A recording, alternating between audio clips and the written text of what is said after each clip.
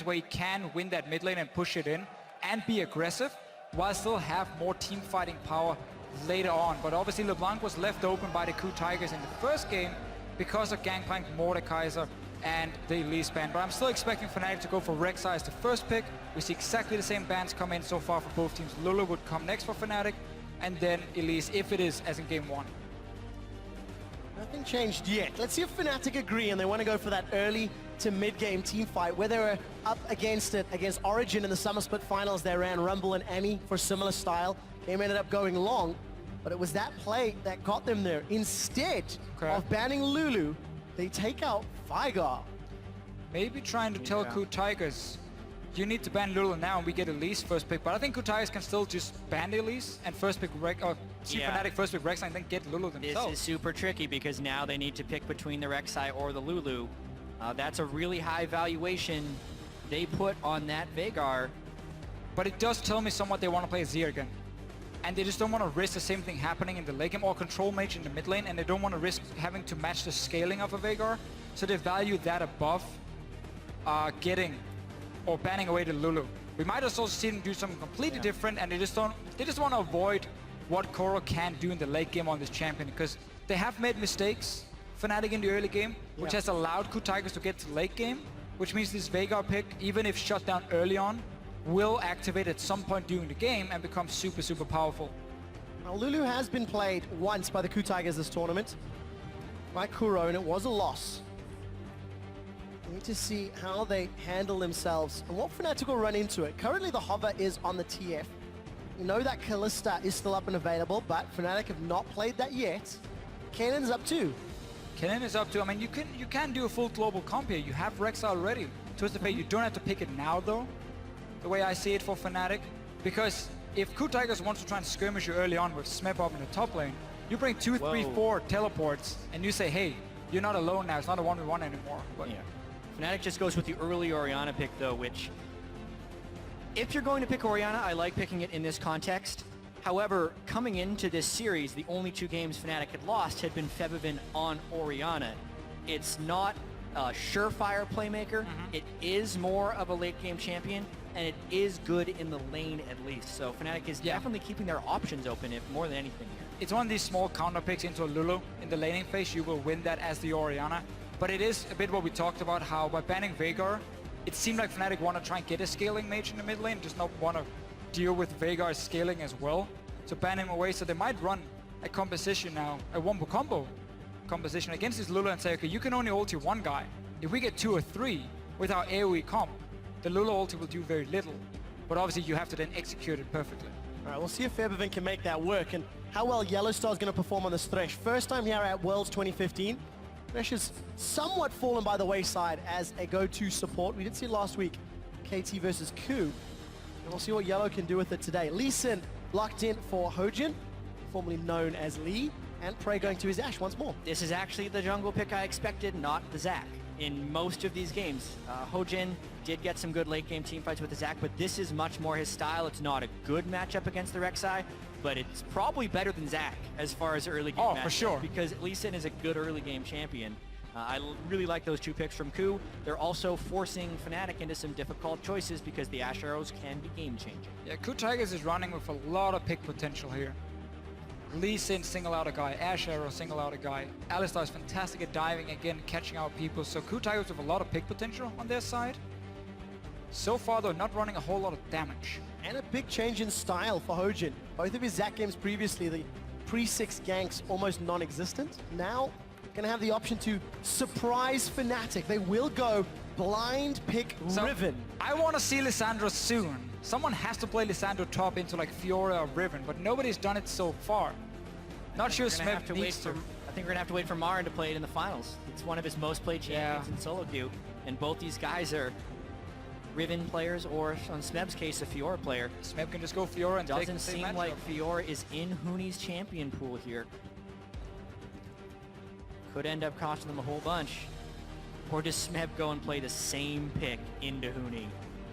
So Huni played into Smeb. Let's think back to game 1, because what happened in this matchup, it was very even early, but as soon as Huni got a bit of armor picked up for that Frozen Heart as the first item, There was no trades going on anymore. He could just push out the wave all the time and look for flanks. He didn't have to worry about the Riven trying to all in him. So SMEB is going to do exactly the same.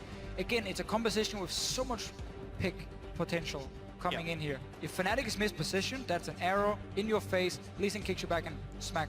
And I think the Hecarim is a reliable counter pick to the Riven. It is a favorable matchup later on in the game, whereas the Fiora is still a skill matchup that SMEB won, but they're not necessarily taking risks here. Hojin on a comfortable champion, Kuro had to do the Lulu denial.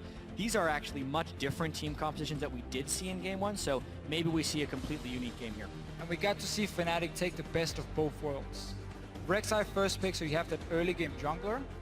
I still think this is a lot more mixed compared to what we saw before. They have a control mage who can scale in the mid lane, and you have an early game jungler, compared to before, where they were in a situation where they had to pick a Skarner because Rek'Sai and Elise were banned away. And they're like, okay, how do we get early pressure? Skarner? Nope, that's not going to work.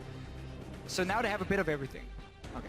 And we need to see how they make use of all of their different tools, because this could be the last game from a European team on European soil. Ladies and gentlemen of Brussels, let your votes be known on Twitter and with your cheers. Will Fnatic be able to pick up any games at all in this best-of-5 semi-final? Or will KOO show the Korean dominance and have our first ever all-Korean final at the World Championships? It's game 3 with Fnatic on the blue side, fighting to stay alive. And that hill has become incredibly challenging. Fnatic has to win 3 games in a row, but with the closeness of the first 2, it is a definite possibility. What we have to keep in mind, though, is if this game starts early for the KOO Tigers in a favorable fashion, if they get first blood, if they start up a couple thousand gold, I think the entire series is over. I do not think mentally a team can come back from that type of start after the agonizing way they were defeated in the first 2 matches. Also not running double teleport on the side of Fnatic. Fibin once again is going all in on this laning phase. Orianna does do really well into Lulu, so he's looking to once again push Kuro into his own tower and open up for Raynova to be more aggressive, invade into the enemy jungle, take one-on-ones, 2v2s in there, use that Riven as well for extra damage in the early game. So Fnatic will have tools to play around the early game, but we know what happens late game when you're down a teleport. Well, KOO Tigers have already shown that their quarterfinal form of falling behind and then bouncing back is something they can do comfortably.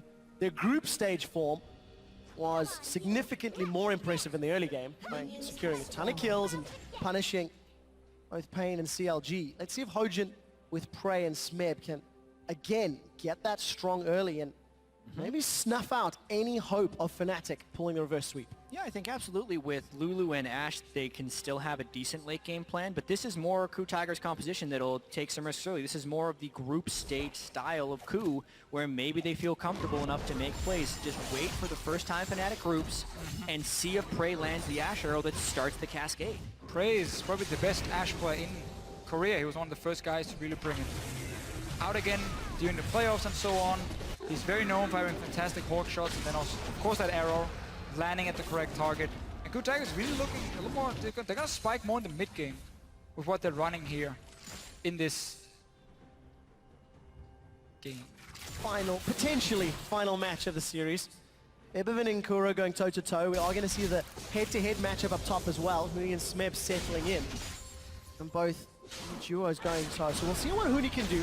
He ran the Hecarim first, but it's coming off way worse for wear. SMEB just throws Spirit of Dread and laughs in his face. Yeah, and Hecarim also has Ignite, so he's up a combat summoner in this lane. You almost have to gank the Hecarim early, but if he's chunking the opponent laner like this, you can't do that either. Huni's hoping that he can bounce the wave off the turret here and then recall, but he's taken so much damage early, he's going to be in for a world of hurt. Let's just remember SMEB is running Flask and 3 potions. So the fact he's winning early trades so easily is going to make it even worse for Huni, because he has no way now of sustaining himself. 3% lifesteal on a Dorn's Blade is absolutely nothing for him. He's really trying hard, but he knows once SMEB hit level 3, he can get the E up with Ignite. It would be enough to kill Huni out of lane. That's why he's really delaying this recall. Early laning phase goes heavily to SMEB top lane. So SMEB with a soft counter pick already in a good position. We'll see how early he can get that armor secured. Reckless and Yellow, they're pushing heavily in the bottom lane. So, this Riven pick for Huni will most likely just be because it's a comfort pick for him. I don't see Fnatic necessarily go and camp the lane. Because if you look at what they've done with the rest of their comp, you have a counter pick in mid that's going to push in to tower. Look where FebiVen is on the map now. Sivir against Ashe. Sivir can fast push the wave over and over, and Ashe cannot push it back. She can out-trade the Sivir, but that's very difficult to do when you have minions around you. So Fnatic have 2 lanes pushing on the bottom side of the map that will constantly push into tower. That's what Reino is going to use to get into the jungle near that blue buff, take that control, and always chip away in these towers here for Fnatic. Play it fairly slow, honestly. You don't have to like go for a crazy dive. Just keep pushing in waves on the bottom side. Huni just has to stay alive on the top lane. You look at the speed in which Reignover cleared that jungle. No hesitation, full clear, and sightstone. So more what we saw in the quarterfinals, where he had an average 6 minutes sightstone. This one's 4.5 minutes sightstone. It's one of the things the analyst desk was saying they'd like to see a little bit more from Fnatic, the sightstones. We're hoping for 2 TPs. We'll see if Reignover can make use of the vision provided. Huni again, coming off worse for wear in that trade. Smeb just runs him down with a devastating charge and rampages. You have to be so careful now, because you're going Sightstone first on your Rek'Sai against a jungler who's going to go Warrior and Charm. So Hojin will have some more early game power with his longsword. And if Rek'Sai takes a risky gank on top side, you know Hojin likes to sit up there and wait. You mean like this? Like this, that could end very quickly in 2 kills for Blue Tigers. So weird to be having the Riven here. It's the danger of the blind pick, because now you have to play Riven into an unfavorable matchup, and that, Kobe loves to talk about it all the time. You have to gank for a Riven lane when you're on Riven's team or against Riven's team, because that's where the jungle attention is going to be going. And that actually plays into Ku right here. So Huni needs to play defensively on Riven, which almost always leads to a large CS discrepancy in Riven's, not in Riven's favor. Yeah, the only thing we might see happen for Fnatic is if they keep Reignover on top side, maybe force Hojin to stay there so there's no jungle pressure on the 2 lanes pushing for Fnatic, and they just let FebiVen and Reckless do the job on their own while you try and, you know, bait attention on the top side. But we keep seeing these trades. Smeb is already going to get some early armor. He's going to get that Frozen Heart as his first item, and Huni doesn't really have that chance to all in. No, not at all. 10 CS down already. Smeb's still got that Ignite and the Sustain. Huni's going to lose even more CS. So a miracle TP play is what they're looking for. FebiVen throws down the Shockwave almost as soon as he unlocks it. Just trying to bully Kuro out. Got himself a 10 CS advantage. It's something, but it's not massive just yet. So now with Reignover being around top side, getting 2 deep wards in to try and spot Hojin in the red jungle here, which is very nice. It did mean once he maybe had a small chance to gank the bottom lane, he obviously wasn't nearby because he's been making work on the other side of the map. Frey and Gorilla are overextending at the moment. You have Lantern, you have Flash for Yellow Star. There's a lot of ways to set up this gank.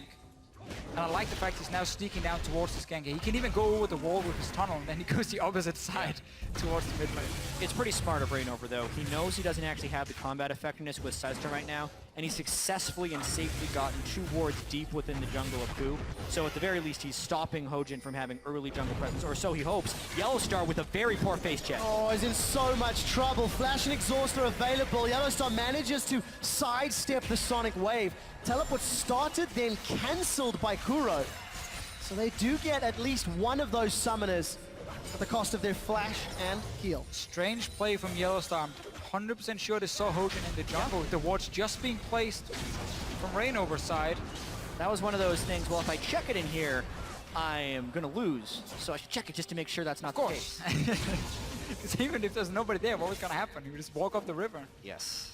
Very foolish play there, but he keeps his exhaust at least. I like the fact that he has exhaust, specifically against Hecarim. But these small mistakes is exactly why Ku Tigers in the last 2 games have been able to always, even when it's really far behind, find their way back into the game. Because Fnatic would then make that little overextension or have that one bad call they made, and that's where Ku Tigers punish you every single time in the early game. And it goes further than just that. In the quarterfinal matchup, Ku just kept showing ways. They knew how to defend. They knew how to play on the back foot, and they've done that in their own region during the course of the summer split. I mean, this is the team that is looking the most likely to advance on to the championship finals. And every single time they show up, they find new ways to impress and new ways to look good on the Rift. Although FebiVen does have that 21 CS advantage on Kuro, Ku even with the catch, he's still losing this early game by 400 gold, even with the counter pick in the top lane. So they're definite things not going well for Blue Tigers. Yet, as you say, Quickshot, they consistently find ways to win. I still like this from Reignover, how he goes up not to gank, but just to place a ward. Now he finds Hojin as well. He's gonna look for the knockup. Huni actually flashes over the wall. Dragon's Rage will buy some time. Reignover's holding on to his flash. Huni pulled the trigger very early. Look at the river. Ku has got support. Reignover and Huni, they've gone too far. Onslaught of Shadows sends him against the wall. Smeb is looking for Huni, looking for first blood. Febiven does have Shockwave, but will not use it. Flash is available, and Ku Tigers, they secure the first kill. Great roam by Gorilla to be there, and that's ultimately what salvaged the kill at the end. But honestly, there were so many small misplays by Fnatic in the approach of that gank. First off, Reignover didn't have to jump over the wall early because Hojin was going to walk around that bend, and then he could have followed with his tunnel. Secondly, he unburrowed early and didn't chain the CC with Huni, but with the Alistar roam up in the top lane, Fnatic at least cross-mapped with the turret. Yeah, that's what I like about the play here for Fnatic, is the fact that either it's 3 versus 3 and it's even because they forced Hojin away, or if another guy joins, being an 80 carry support or whatever, you take the bot tower. Because again, remember what Fnatic has done for the first 10 minutes. Constantly push the bot lane and the mid lane and chip away on the towers. The idea of the play was great. Reignover preempted the Lee Sin invade. The execution of the play was extremely lackluster, and Ku out-executed once again. That's basically how Ku has been winning these games. I think strategically, Fnatic has had a lot of superior calls, but Ku has just been playing better in the moment again and again. Let's see if Reckless can outplay Gorilla. Spell shields the headbutt, and Gorilla not going to be quick enough on that Pulverize, but gets the Summoner spell. And that means Reignover, Huni, and Reckless, or even Yellow, are flashless for the next few minutes. In order for Reckless now to move further in this game, he's already taking his own bot lane tower. There's no value in him just constantly pushing the bot lane really at the moment. So he really wants to push out this wave and then swap to top lane and 2v1 the Hecarim. But because he just lost the flash, it becomes so much harder for him to do. And here's a dive. Yellow Star's in trouble. He's been caught by the Crystal Arrow, and the TP is going to bring some more play from Kuro. They get themselves a second kill, and maybe even the tower if they stick around for this next wave. Now that was a good play by Ku. That's exactly what they want to do in that situation. They burned the early Summoner spell by Reckless. They made it even more dangerous for Yellowstar to stay under, and they abused their double teleport advantage. Exactly. That's where, again, Fnatic can get punished for not running a teleport in the mid lane. Had Febiven had TP ready, had he had the Summoner at all, right here he would just have TP'd instant down to this bot lane tower, and this dive would never even have started. Ku Tigers are just saying, we can be 4 members against 3, we have an Alistar to dive, easy, let's go for it, and that's a kill. And despite being down 30 CS in the mid lane, with Kuro's kill and assist, he's even on gold with Febiven. So he's using that teleport to keep himself very, very relevant. I think you are in a winning lane matchup without the offensive Summoner on the side of Fnatic. So when we even heard Yellowstar say, oh, let's see what happens top. All right, let's throw everything and a sink at Smeb. He's already chunked Huni down. The flay comes out. Onslaught of Shadows. Smeb's got one, and he's not done. He's looking for Yellowstar and Reignover. Reignover unburrows. The rest of Ku come in from the jungle.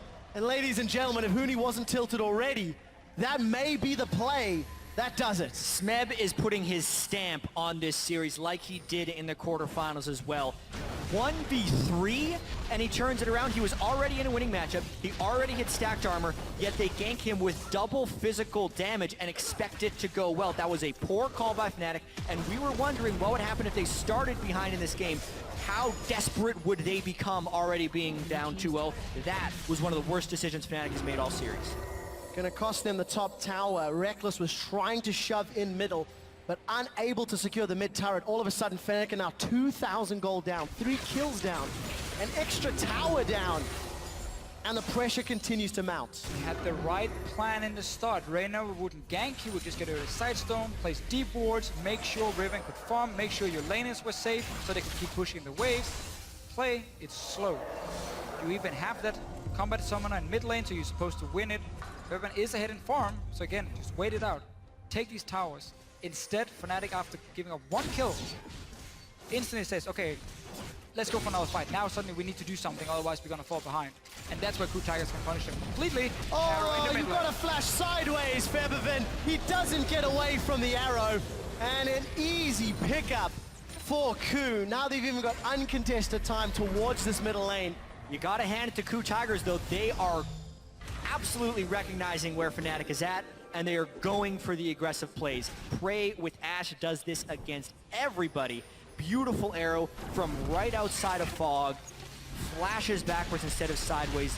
I don't think that's a play Febiven makes in game one, but based on the circumstances of this match, he flashes straight backwards. KOO converts, gets their 4th kill.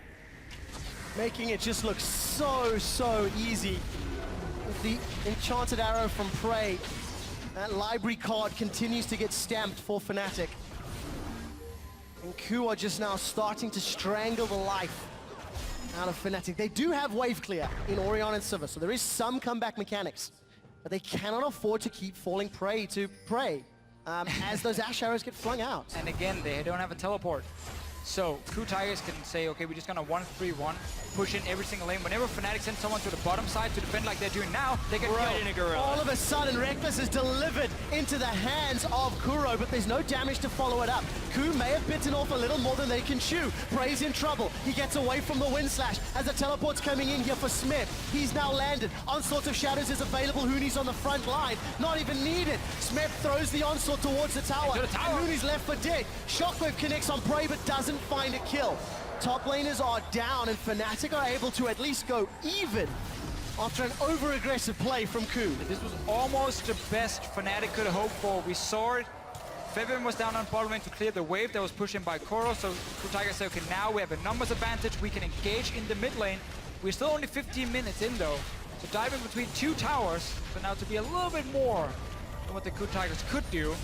But in the end, it's still 1-for-1.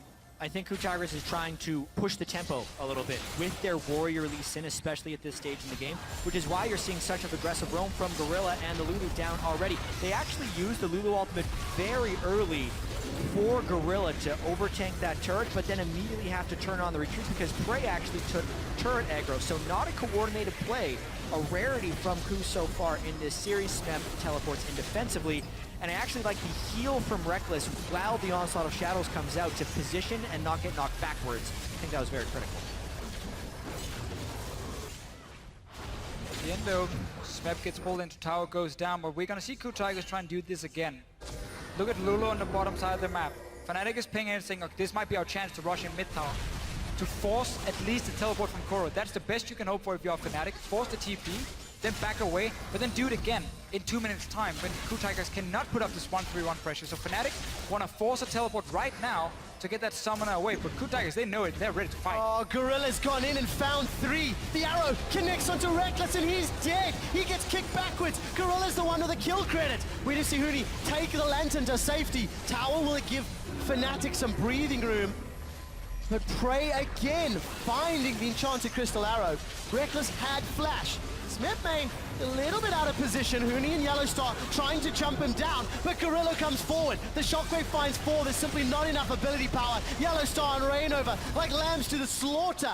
They throw themselves at the wall and come away wanting. Yeah, trading a Thresh kill for an unnamed kill on the enemy side is not a good idea. Yellowstar really with a bit of a desperation play here, and I think this is another one. Fnatic desperately trying to turn this game around. Rainover's now in enemy territory without much backup.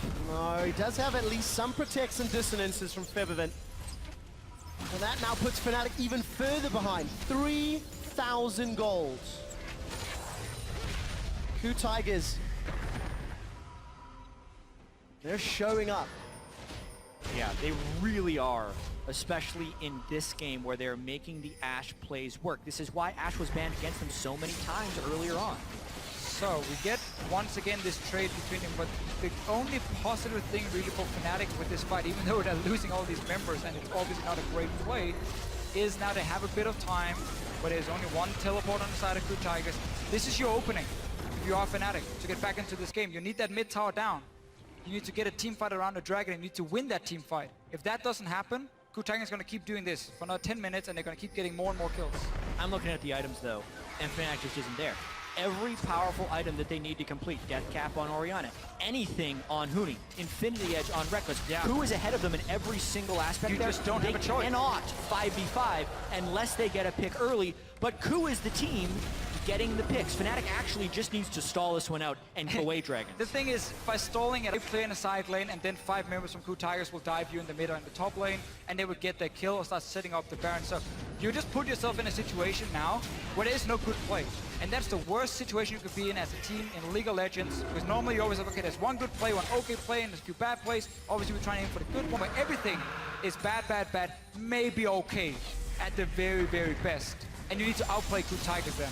You have to give so much credit to KOO Tigers. They were coming in, heralded by many as one of the weaker Korean teams, but Hojin finds a death sentence, and as the support of Gorilla on the hunt is coming out, Huni has arrived from the back line. Dragon's Rage finds 4 Ash Arrow onto Feathervin as well. Gorilla's still running interference. Reckless has got a kill onto Hojin, and Gorilla's Unbreakable Will is quite early. So the bad, bad, bad plays have resulted in a net +1 kill. Defensive flay to get rid of Smith. Huni's trampled underneath the weight of that power pony. Reckless is in trouble. The shockwave's already been pulled, and Fnatic's last chance, last ditch effort is being strangled away. KOO take 4, the cost of 2. You can see what Fnatic is trying to do. Again, they're simply saying we have to just try and go for some insanely risky plays. Waiting is going to be almost impossible for them. At least that's what seems to be the call for Fnatic.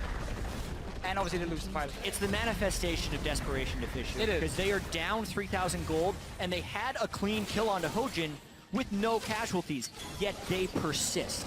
The way they come back in this game, if they want to come back in this game, is through several small wins, not one home run. You can't be swinging for the fences on every single pitch, or you will strike out more often than not. So KOO Tigers is taking the reliable good plays, and they're literally punishing Fnatic every time they reach too far. I think you have to take a step back and just look at KOO. We'll do that in a moment. This is a replay of that fight. Yeah, Hojin makes a mistake.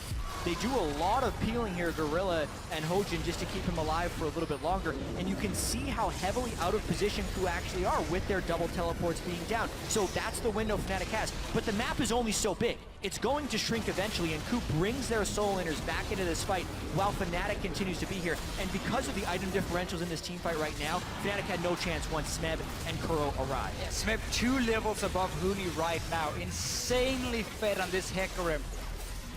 Fnatic is saying again, 5 versus 4, let's try something. It's not the right call. They get punished for it. KOO Tigers, 21 minutes in. It's 5,000 gold ahead. And this is the team who's been playing normally really well in the late game. Yep. Did make some mistakes in the last game though, where Fnatic almost managed to get back. Wasn't enough in the end. Yeah, this is a team who has been down this amount of gold earlier in the game and still beaten Fnatic. And I asked the question at the beginning of the day, if Fnatic get the lead that KT had from the quarterfinal, will Fnatic close it out? I said yes back then. I definitely expected more from Fnatic when it came to their shot calling, how to snowball the games. But all credit to KOO for, again, punishing when the mistakes presented, playing so safe they didn't provide more opportunities for the lead to extend. This is a team that is... You can question some of their calls, but you cannot question their ability to find ways back into the game. They wiggle out of every chokehold they're put into. Very creative teamwork. You can tell KOO Tigers, really Gorilla picked the team that he wanted to play with. A lot of old members from Najin. The B team at the beginning of the year, a lot of players right? that had been rejected by other organizations, and they are not even just one game away from the final, a couple fights away from the final. Wow, Feathervin's already dead. Shockwave didn't even get used. Wild growth on that frontline Gorilla. Unbreakable Will reducing any damage he could take, and KOO just say we'll have that and brute force their way into the mid-inner turrets. It's the same situation again for KOO Tigers. They push in at least 2 lanes, so they have one guy from Fnatic defending. This time it was Huni with no teleport, and they know, okay, he's gonna catch the wave at tier 2 tower. We walk straight through Fnatic's jungle, and we just dive them 5 members. We have so much engaged. Hecarim, Alistar, Ashe, Lee Sin, like almost all the champions can start the fight for KOO Tigers and get that one pick, and they even spike in this mid game. Huni's in trouble. The onslaught will throw Smeb far enough to get the kill credit. Reckless is now exhausted. Yellowstar's trying to run interference. There's no box available for zoning. It's a double kill for Smeb, and Kuro gets his 3rd. Fnatic were dancing around the Baron pit, and KOO take their lives. The mid-game power spike of Hecarim Lulu there is really no speed equivalent to that combo when you're trying to run away. So even though Rekkles was far from the origin point of that battle, he ends up catching the bad end of it. Rainova and Febiven standing against KOO. They're in the Baron pit and Pretty low. big shockwave opportunity. The shockwave is available, but the headbutt will knock Rainova away. Shockwave gets damage, but nothing more. And KOO Tigers have the tools they need to finish this game out, to clean sweep Fnatic.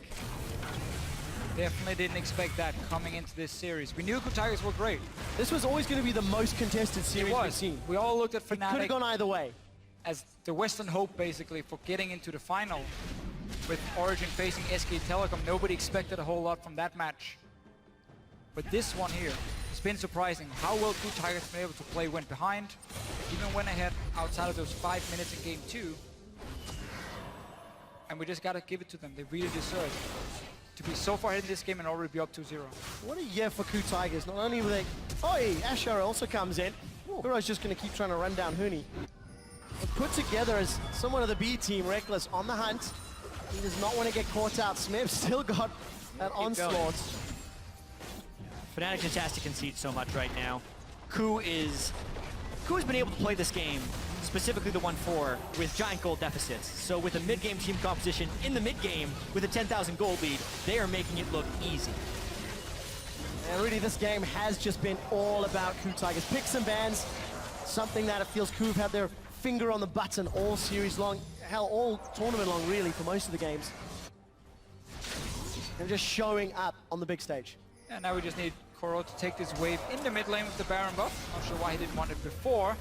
Fnatic keep looking for that one opening where you catch a guy slightly out of position, but even getting that one kill now won't really result in anything for Fnatic. Smeb, he doesn't care about Huni down here at all. Not at all. 3-level difference. The wild growth comes up. Huni's gonna get shut down. Gorilla finds 2 with the pulverize, and despite the decent shockwave, it will not matter. Rekkles is on the retreat. Febiven's got no mana, and Smeb just prances into his face. Takes another inhibitor away from Fnatic. 11,000 gold lead. That's gonna grow even more as these minions funnel through. Inhibitor number 2 is going to fall. And KOO Tigers can play this one safe. Not make the same shenanigans that we saw from the previous game. 3 inhibitors down. Almost giving Fnatic an opportunity back into the game. And I hate to say it, but how similar is this series to the one we saw yesterday? As far as the nature of the games playing out. Origin played SKT really close in game 1. They're gonna try now, Fnatic. Well, Rainova's arrived. Huni teleported to the tunnel and gonna try look for a kill. Gonna hold on to his ultimate in that wind slash. Hojin finds the Krugs. He even makes it out alive at the investment of TP, Void Rush, even on the hunt, I believe. And then aside from the big mistakes that KOO made at the end of game 2, that was a more one-sided affair. And then game 3 has just been an absolute slaughter. KOO comes in with some different picks, more of their comfort, you would say, with Hojin's Lee Sin. And this game isn't even looking close. I think KOO Tigers, what they do so well is they make so many of these low-risk plays. They're very consistent in the way they play it out. They don't go for that all-in tower dive that completely backfire very often. Even when they had a bad play in the mid lane, it's because they were so far ahead already and they end up just trading 1 for 1. So very rarely do you see them completely mess it up.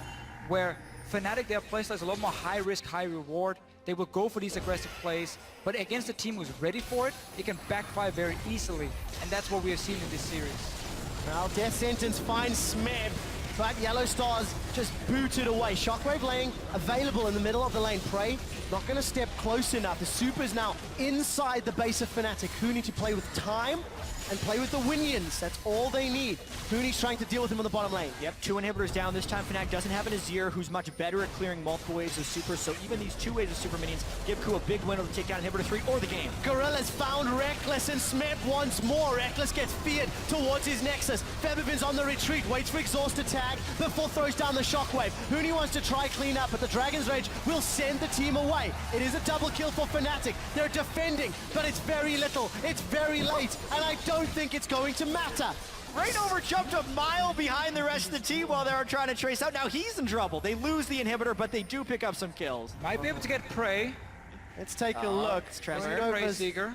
doesn't want to be here. Smib can He'll quite get easily two. pick this kill up. They're gonna go 1 for 1. This is the best friend battle, ladies and gentlemen. Rainover and Smib throws up the flare, but it is Smib that will have the last laugh. As in life, your best friend just Yeah. runs away from you. Smeb probably says only players who can make it to finals get to fight one. And walks away from Hooney Oh, I like that. and Rainover. Well, 10,000 gold down, double super minions in every single lane. Just one more time of this last-ditch effort here from Fnatic. Gorilla makes a pretty nice initiation. I honestly think there's a pretty big overreach by Coup Tiger, so they didn't even finish killing the inhibitor because they're splitting their damage so heavily when they make this engage. Yeah, whenever we say they're making all these low-risk plays and so on, and they get really far ahead in the game, they go for these fights. We're like, oh, okay, they just gave up a few kills here and there. It's very interesting, though, because Fnatic right now There he goes. are just trying what they can to get back and raid over. Looking for more, didn't end up getting it, but like, Reckless is really far ahead in farm, February is far ahead in farm. They were winning these lanes, but Coup Tigers are winning as a team every single time. It's not individually one guy, maybe outside of Smeb, who is being an absolute monster up in his top lane. Him against Marin is gonna be such a great battle.